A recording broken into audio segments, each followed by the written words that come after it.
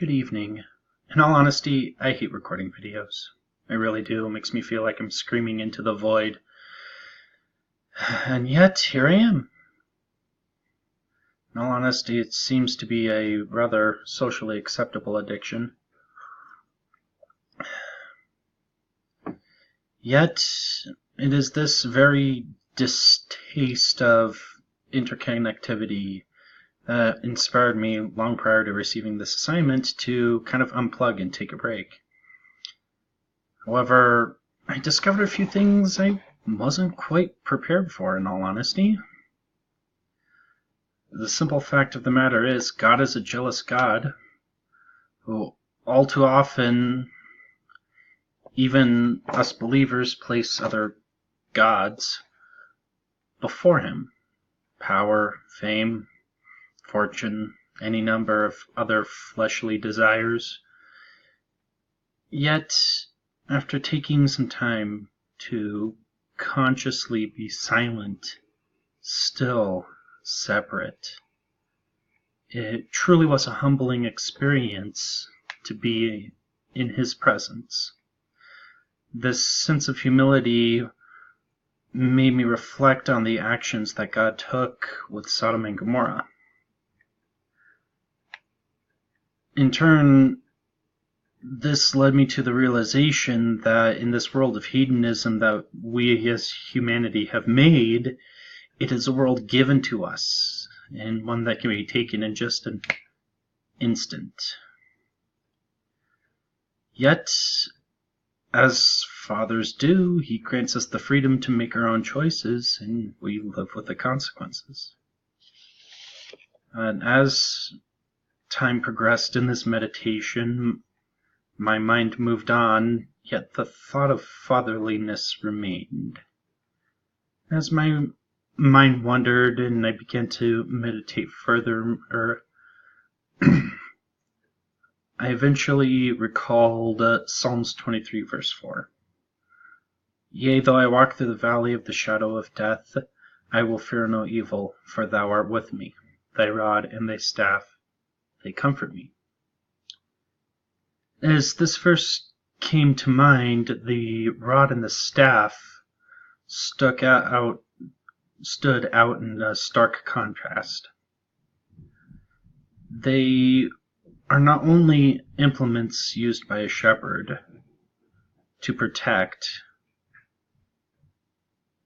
but also serve to guide, and in the most extremely obnoxious cases, such as myself, to break, discipline, and correct. Ironically, it is this core characteristic that I prayed over. For I am of many fellows, yet am of lacking in fellowship. It was in this solitude, in this space, that I found my need for camaraderie beyond what I can attain in the classroom or with family. I genuinely need a small group of friends that can match my intellectual pathway.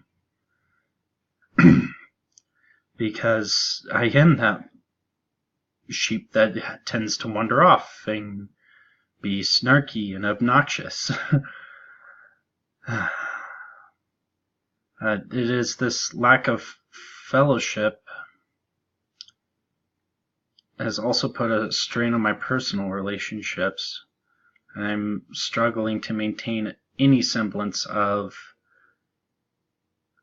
a work, school, and life balance, and sadly, as a result, I've put my now wife through a rather undue amount of stress, and that meditation on that thought led me to Ephesians 5, being as I'm the husband who is head of the wife, just as Christ is head of the church, I'm meant to lead, protect, and provide, not cause harm, whether that be psychologically or otherwise. And in this case, I've found myself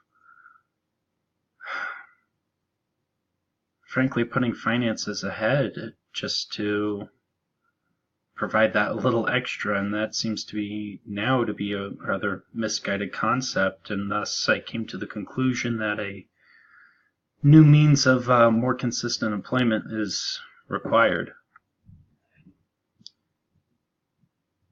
even if it means taking a pay cut.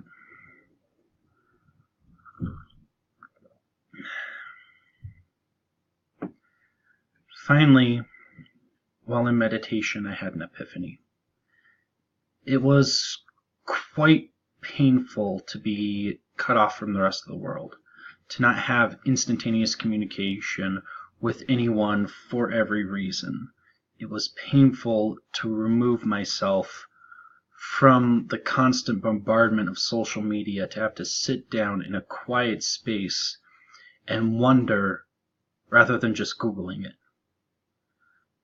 Yet, it was through this pain that I discovered the world moves on, life still happens, and in reality, no one really cares how many likes my post ever had. And that was very mentally and spiritually freeing, to not have that chain. I understand in our modern society that it's become a necessary addiction, technology, instantaneous communication. Yet, every so often, it may prove to be beneficial to unplug and give the mind and soul a rest from the rest of the world, whether I am the counselor or I am a client. Thank you.